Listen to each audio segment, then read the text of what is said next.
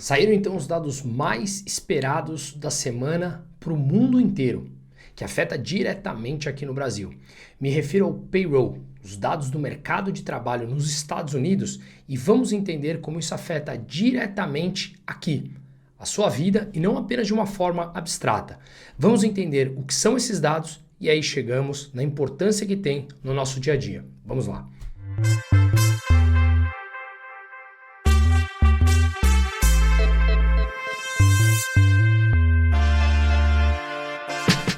O chamado payroll, que mostram dados do mercado de trabalho nos Estados Unidos, estavam sendo esperados ao longo da semana de forma ansiosa pelos mercados.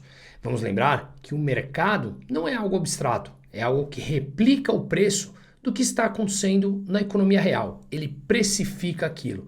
E quando no mercado é precificado, seja uma moeda mais desvalorizada, seja uns ativos com precificação mais baixa, a gente entende que isso chega no mercado real. Uma moeda mais valorizada, por exemplo, significa que você vai se deparar com um menor poder de compra dessa moeda. Portanto, preços mais altos de bens e serviços, ou seja, inflação, que leva naturalmente a mais pessoas entrarem em uma zona, digamos, de pobreza ou de piora do seu poder de compra. Mas então, o que eram esses dados esperados? Repito, payroll que mostra várias frentes sobre o mercado de trabalho americano. Para irmos direto aos pontos, vamos aqui entender que esse dado principal vai mostrar o número de abertura de vagas no mercado dos Estados Unidos, o ganho de salário mensal que eles tiveram e também o montante de pessoas desempregadas, a taxa de desemprego nos Estados Unidos. E por que tudo isso é importante?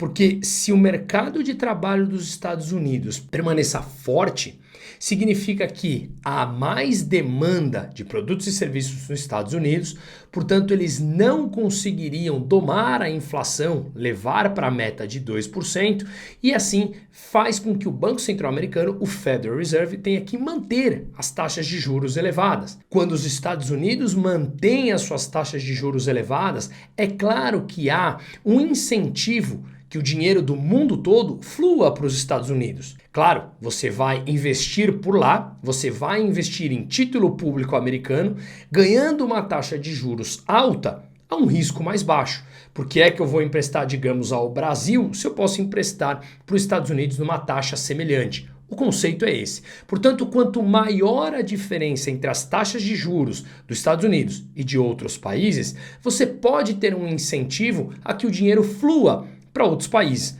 Um exemplo, a taxa de juros por lá agora está 5,5%, aqui no Brasil 10,5%. Há uma importante diferença entre elas que pode atrair capital para o Brasil para ganhar essa diferença de taxa de juros. Toma empréstimo num país de juros baixos, como os Estados Unidos, ou mais baixo que o Brasil, manda esse dinheiro para cá e ganha na diferença de taxa de juros. Claro que há outros custos envolvidos, mas o conceito é esse. Isso chama-se carry trade. Pois bem, quando a taxa de juros entre os Estados Unidos e os outros países, o diferencial entre elas diminui, por que é que alguém vai tomar risco com países mais arriscados se eu posso deixar o dinheiro nos Estados Unidos ganhando uma taxa de juros elevada, porém com risco menor? Esse é justamente o conceito. Portanto, quando esses dados mostram, que já vamos falar dele, que o mercado de trabalho dos Estados Unidos está desaquecendo, significa que isso abre oportunidade para o Banco Central Americano, Federal Reserve, cortar as taxas de juros. Se o mercado de trabalho está desaquecendo, significa que haverá uma queda na demanda por produtos e serviços. Uma queda na demanda por serviços e produtos desestimula a alta dos preços, faz com que os preços não subam e, portanto, eles podem voltar à inflação de 2%, que é a meta estabelecida pelo Federal Reserve. Assim, se os Estados Unidos cortam juros, abre um caminho para que esse fluxo de dólar possa vir para o Brasil, para o México, para a Indonésia, para onde quer que seja, para outros países para ganhar no carry trade, como eu expliquei. Isso conceitualmente. Aí a gente vai entrando nas particularidades de cada país e chegaremos também aqui no Brasil. Portanto, fique aqui até o final que a gente vai falar como isso nos afeta diretamente. Então vamos aos dados. O que basicamente ele mostrou que era o mais importante? Que no mês atual foram abertas 142 mil vagas de trabalho, mas no mês anterior houve uma abertura de 89 mil vagas. Abriram mais vagas do que no mês passado. Mas o mercado esperava uma abertura de 160 mil vagas. Ou seja, a gente vê aqui que o consenso era 160 mil e foram abertas 142 mil, abaixo do que o mercado esperava, portanto mostrando uma clara desaceleração da economia dos Estados Unidos. Seguindo os dados, a gente vê que os ganhos médios mensais dos salários americanos subiram 0,4%, quando a expectativa era 0,3%, então muito próximo. E anualizado, esses ganhos dos salários, eles cresceram 3,8%, quando o consenso era 3,7%. Então, muito próximo, o mercado focou na abertura de vagas de trabalho, 142 mil vagas, que foi abaixo dos 160 mil previstos, tá? Isso aqui tem um ponto que vai além. No mês anterior, no mês de julho, o mercado tinha aberto 114 mil vagas. Mas foi feita uma revisão dos cálculos dessas vagas abertas no mês passado de julho e, portanto, houve uma revisão para 89 mil vagas, como vocês viram no primeiro dado que eu mostrei aqui. Isso significa que, na leitura do mês anterior, que o mercado tinha mostrado, o Federal Reserve tinha mostrado uma abertura de 114 mil vagas, isso no mês passado, houve uma revisão que foi agora efetivamente de 89 mil, abaixo de 100 mil, mostrando mais uma clara desaceleração do mercado de trabalho. Apenas um parênteses aqui, nesse canal já fizemos vários vídeos, mais antigos inclusive, quando tudo parecia estar milagrosamente bem, que os indicadores antecedentes do mercado de trabalho americano, dados mais minuciosos, dados mais detalhistas, já mostravam que sim, os Estados Unidos já mostrava sinais de desaceleração da economia. Portanto, seria inevitável que em algum dado momento no curto prazo, o Banco Central americano tivesse que começar a cortar as taxas de juros. Quando tudo está bem, parece que as pessoas não querem sequer olhar para absolutamente nada. Mais ou menos em linha como eu falei do PIB brasileiro, um vídeo que eu subi sexta-feira no meu canal, mostrando que ao ler os números no detalhe do PIB, não é tão bonito assim. Então, volte lá na sexta-feira, assista isso porque é interessante para conhecer esses indicadores que, digamos, estão nos detalhes. O diabo mora nos detalhes literalmente. Então aqui voltando, a gente vê por esses dados que o mercado americano está sim em franca desaceleração. Portanto, isso desestimula demanda de produtos e serviços por parte dos americanos, que desestimula a economia, portanto abre espaço para que o Banco Central comece a fazer o corte de taxa de juros já na reunião de setembro, como veremos aqui empiricamente, e com isso podemos ter, sim, uma facilidade aqui no Brasil, mesmo com o cenário de deterioração fiscal. Ou seja, se os Estados Unidos cortam juros e o Brasil mantém ou sobe, como muitos já estão precificando, o diferencial entre esses dois países de taxa de juros cresce. Isso pode trazer um fluxo de dólar para o Brasil, mesmo que de curto prazo. Uma entrada de dólares aumenta a oferta da moeda americana aqui. Um aumento da oferta significa que o preço da moeda americana cai frente ao real. Um real pode se fortalecer mesmo em meio à deterioração fiscal brasileira. E isso ajuda a conter a inflação. E muda por completo a forma como você investe. Muda por completo o seu poder de compra, mesmo que no curto prazo. Mas chegaremos lá. Vamos entender então como o mercado reagiu a isso. Mas antes eu quero deixar claro que há pouco tempo atrás, há um mês atrás, o mercado estava ansioso por dados que mostrassem desaceleração do mercado americano. Pode parecer controverso, mas é justamente isso. Por quê? Porque quando os Estados Unidos mantêm taxa de juros alta, desestimula a economia. Ao mostrar dados que enfraquecem o mercado de trabalho, há espaço para os Estados Unidos começar a cortar a taxa de juros e estimular a economia sem que eles tenham que enfrentar uma recessão forte. E a discussão sempre foi, os Estados Unidos cairá numa recessão profunda ou ele conseguirá sair disso de uma maneira suave. Ficou conhecido como hard landing, ou seja, um pouso forte, ou soft landing, um pouso suave, em que a economia desacelera e ela volta a crescer através de simplesmente baixando taxa de juros de tempos em tempos. E isso fez com que, há um mês atrás, o mercado começasse a reagir positivamente, bolsa subir, mostrando que os Estados Unidos poderia sofrer um soft landing, ou seja, pousar devagar, não mergulhar numa recessão profunda que levaria o restante do mundo junto com ele, uma vez que os Estados Unidos é a locomotiva do mundo, ou a principal locomotiva do mundo. E o que a gente vê é que agora o mercado atua de forma bipolar. Os dados estão começando a mostrar que talvez os Estados Unidos caiam sim numa recessão, que há uma franca desaceleração, inclusive até mais forte do que as pessoas esperavam, do que o próprio mercado esperava. Será que os Estados Unidos entrarão numa recessão? Aqui fica justamente essa bipolaridade do mercado. Com isso, a gente vê uma reação forte. Vamos lembrar que desde ali, depois da quebra do mercado americano com o subprime, com a crise das hipotecas, o que nós vimos foi um estímulo fiscal americano e uma injeção de capital por parte dos bancos centrais, inclusive dos Estados Unidos, mantendo taxas de juros inalteradas, muito próximas a zero durante muitos anos, e isso estimula projetos que não condizem com a realidade. Mais cedo ou mais tarde as taxas de juros precisam voltar a subir, porque elas simplesmente caíram por conta de uma injeção artificial de dinheiro, e essa taxa de juros mais baixa estimula determinados projetos e empréstimos que as pessoas tomam a taxa de juros baixa, que quando ela volta a subir, esses projetos se tornam inviáveis. Muita gente quebra, banco já quebrou, e esse, infelizmente, é o ciclo econômico através do intervencionismo dos estados endividados e gigantescos de hoje em dia. Então, o mercado está oscilando entre essa bipolaridade há um mês, torcendo por um desaquecimento do mercado de trabalho americano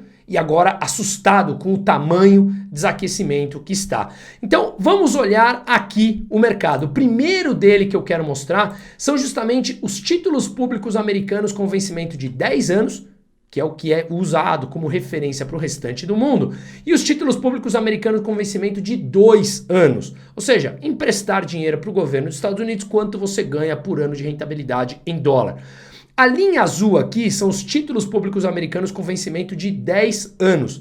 Em abril desse ano, chegou a pagar mais de 4,70 em dólar por ano. Se olharmos em outubro do ano passado, chegou a pagar mais de 5% ao ano. Vamos lembrar que também já expliquei em outros vídeos que quando a remuneração que esses títulos pagam aos investidores cai, aqui a gente vê que em abril desse ano pagava 4,70 e agora está pagando por volta de 3,68, 3,69, significa que a rentabilidade que ele pagava anual em dólar caiu. Quando a rentabilidade cai, o título se valoriza. Eles têm um posicionamento ao contrário. Juros que ele remunera cai, valorização do título. E você sai com lucro se for vender antes do vencimento. E aí é justamente nesse ponto que lá atrás nós falamos muito sobre a possibilidade de comprar esses títulos, porque as taxas estavam verdadeiramente altas e já havia sinais nos indicadores antecedentes mostrando que os juros, mais cedo ou mais tarde, no curto prazo, deveriam cair. E, portanto, você conseguiria vender esses títulos no curto prazo com lucro ou, no pior cenário, que é o meu caso, estou carregando esses títulos. Comprei a 4,80, 4,90, a 5 e hoje ele está pagando menos de 3,70. Então, você tem uma taxa interessante que remunera os meus títulos. Se eu for vender agora, eu vendo ele com ágio, com ganho, porque eu tenho um título que paga mais do que está pagando hoje no mercado. O outro ponto interessante é olharmos também o DXY, que é o valor do dólar frente a uma cesta de 6 principais moedas no mundo. Veja como desde final de junho, começo de julho, que estava por volta de 106 pontos, está agora na casa dos 101. Significa que ao baixar os juros, os Estados Unidos terão uma demanda menor por dólar. Afinal de contas, se os juros nos Estados Unidos estão mais altos, você demanda dólar, você compra dólar para investir em dólar com juros altos. Se os juros tendem a cair, você demanda menos dólar porque você pode investir em outros países com aquele diferencial de taxa de juros, o carry trade. Então, a gente vê um DXY, o dólar, valendo menos do que as principais moedas no mundo. O real não, hein? O real continua perdendo valor e já vamos falar dele também, tá? Outro ponto importante são as commodities. Vamos olhar, por exemplo, o petróleo. O petróleo fechou aqui, o WTI, o negociado nos Estados Unidos, o WTI, ele fechou em 68 dólares agora com uma queda de 1,30. Se olharmos o Brent, que é a taxa referência de um outro barril de petróleo, para o mês de novembro ele caiu 2,24 a 71 dólares mais ou menos. Ao olharmos na semana, o Brent, a cotação do Brent, do petróleo Brent, caiu 7,63 na semana. E o WTI negociado nos Estados Unidos caiu quase 8%, 7,99. Claro que há um enfraquecimento do mercado imobiliário chinês que mostra uma demanda menor por lá, mas também essa possível e provável recessão dos Estados Unidos, seja mais leve ou não, mostra ou há uma expectativa de uma demanda menor de petróleo também dos Estados Unidos. Consequentemente, o preço cai. Ao olharmos as bolsas no mundo hoje, a gente vê que todas elas praticamente tiveram queda. Nos Estados Unidos, os índices caíram entre 1% e 2%, S&P, Dow Jones e Nasdaq. Vemos Bolsa do Japão que fechou com queda de quase 4%, as bolsas da Europa também, e o Brasil que fechou com 1,39% de queda. E aqui há um dado que a gente consegue olhar quanto que o mercado está projetando de corte de juros nas próximas reuniões do Federal Reserve, do Banco Central Americano. Ao olharmos o gráfico aqui do CME, que é onde mostra a probabilidade que o mercado está colocando do corte de taxa de juros nos Estados Unidos, já há 71% de chance, dado pelo próprio mercado, que no mês de setembro o Federal Reserve corte a taxa de juros em até meio ponto percentual, chamado 50 basis points, 0,5%. A taxa de juros hoje está lá 5,5% e cairia para 5%. E 29% de probabilidade que ele corte inclusive mais, até 0,75%. Quando a gente joga para novembro, interessante de ver que 53% de chance de que haja até novembro um corte de até 1 ponto percentual na taxa de juros dos Estados Unidos.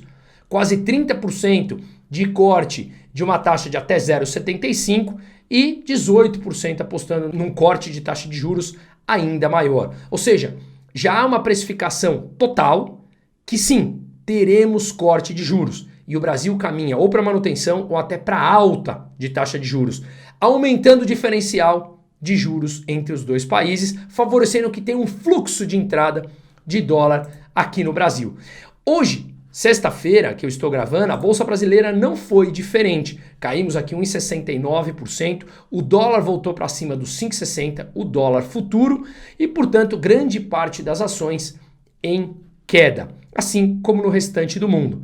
Mas quando olhamos o DXY, ou seja, o dólar frente àquelas 6 principais moedas no mundo, a gente viu que essas moedas se valorizaram frente ao dólar e o real continua se desvalorizando brutalmente frente ao dólar ao longo do ano, conforme a gente consegue ver aqui nesse último gráfico de um ano, como o real saiu ali de mais ou menos 4,90 para os atuais 5,60 agora do dólar futuro. Aqui no Brasil nós vimos também uma alta da curva de juros futuro, precificando que sim, o Banco Central brasileiro terá que subir taxa de juros, mesmo os Estados Unidos cortando, basicamente por conta da deterioração fiscal, o governo gastar mais do que arrecada, e isso leva naturalmente a um processo de inflação, porque o governo se endivida mais para fechar as suas contas, para honrar os seus compromissos, e os investidores estão cada vez mais dispostos, sim, ainda emprestar para o Brasil, mas claro, emprestar a uma taxa de juros maior, a um prazo menor, o que pressiona ainda mais a dívida e a configuração da dívida brasileira como um todo. E isso só tende a piorar porque mês após mês o governo brasileiro não para de gastar mais. E hoje, na sexta-feira, o Lula novamente abriu a boca, o primata, para falar justamente o que pressiona ainda mais a dívida local. O que ele falou? Lula defende aumento real do salário mínimo e diz que salário não é gasto. Ainda bem que ele já assumiu que nunca leu uma página de um livro. Como que salário não é gasto? Quando ele aumenta o salário mínimo sem o devido aumento da produtividade, e eu expliquei muito esse conceito no vídeo de sexta-feira sobre o PIB brasileiro, se você não viu, volte lá, porque lá está bem detalhado, inclusive sobre o PIB per capita, o que o compõe, porque esse crescimento é mais um voo de galinha, e falamos também sobre o gasto do salário mínimo. Se você sobe o salário mínimo sem o incremento de produtividade, que no Brasil está estagnado há 35 anos, é inevitável que você leve a um aumento da demanda no curto prazo e essa demanda leva à inflação. Só que não apenas isso. Quando você sobe o salário mínimo sem o aumento da produtividade, o governo tem que subir tudo que é indexado ao salário mínimo. Aposentadorias, o pagamento aos pensionistas, o reajuste aos servidores. E tudo isso pressiona os gastos governamentais, mais endividamento público que leva à inflação. Portanto, sem aumentar a produtividade e o Brasil não investe em nada para trazer incremento de produtividade, fica claro que mais endividamento leva a mais inflação e isso é puramente narrativa populista de curto prazo. Já sabemos como o primata funciona. O que causa espanto é que alguns ainda acreditam. E para finalizar, ele voltou e prometeu a tal da isenção do imposto de renda para quem ganha até R$5.000. Ótimo, para mim imposto é roubo. Moralmente imposto é roubo. Só que quando ele faz isso, ele abre mão de uma arrecadação. Ele abre mão de arrecadação quando ele não para de gastar mais. Portanto, há um estímulo ao endividamento público, que é inflacionário. Que quem paga mais é sempre os mais pobres. E ele é totalmente contrário a cortes de gastos do Estado. Reformas verdadeiras de cortes de gastos. Ele é contra, ele é populista, ele mente descaradamente para angariar votos. Isso sempre foi a vida dele. E ele não está sabendo lidar que agora as pessoas estão começando a entender essa dinâmica através do endividamento de longo prazo. E vamos fechando com a fala mais medíocre do primata. Abre aspas para ele. Os acionistas da Petrobras pagaram 0 de imposto de renda. Alguma coisa está errada. Tem muita gente vivendo de dividendos no Brasil, enquanto o pobre não. O cara trabalha num banco, ganha 2 milhões de bônus no fim do ano e paga 0 de imposto de renda. A coisa está maluca nesse país. Senhor primata, a coisa está maluca porque ainda tem pessoas que o apoiam, porque ainda tem pessoas que acreditam em você. Isso que é muito triste. E as pessoas acreditam em você porque o senhor manteve a educação muito distante da casa dessas pessoas, porque uma vez o senhor disse, há pouco tempo, que quem estuda mais não vota no PT. Claro, você estuda mais quando estudado direito, as pessoas entendem que o senhor é um corrupto por natureza e o senhor claramente é um populista que intervém numa economia e no curto prazo tudo parece mil maravilhas, mas no médio e no longo prazo estimula apenas o endividamento e são esses que têm que pagar através da inflação, enquanto o senhor continua aumentando o imposto de todo mundo. Essa é a tua dinâmica e por fim as pessoas estão começando a entender o que é o populismo petista. Agora só para finalizar mesmo, quando o senhor fala que as pessoas ganham dividendos e não pagam impostos, é mais uma mentira. Você pode não pagar impostos em cima dos dividendos. Só que quem ganha dividendo já financiou toda uma cadeia produtiva, já investiu na cadeia produtiva inteira e pagou impostos ao longo de toda a cadeia produtiva. Pagou impostos ao financiar lá no começo de uma cadeia produtiva de qualquer produto ou serviço e pagou ao longo dela inteira. Pagou também, se você tem ações da tua empresa e vendeu com lucro, você também pagou imposto de renda. E assim, a gente derruba mais uma falácia do que você quer dizer. Como é que eu já financio toda uma cadeia produtiva e você quer ainda cobrar nos dividendos? Claro, você quer cobrar em cima de tudo. Afinal de contas, socialista não trabalha. Socialista quer que os outros o sustentem. Para continuar bancando o seu vinho de R$5.000 que foi pego na porta da sua casa depois de uma festa, as viagens em primeira classe e toda a manutenção de hotéis de primeira e de suítes executivas com todos os seus asseclas à sua volta, enquanto nós financiamos esse tipo de coisa. As pessoas estão começando a entender, senhor primata, que o senhor é uma fraude e sempre foi. Portanto, os dados da economia americana podem inclusive favorecer a entrada de dólar aqui e que essa inflação permaneça mais controlada, mesmo com a deterioração fiscal que o senhor está fazendo. Mas por fim, as pessoas estão começando a entender. Seguimos.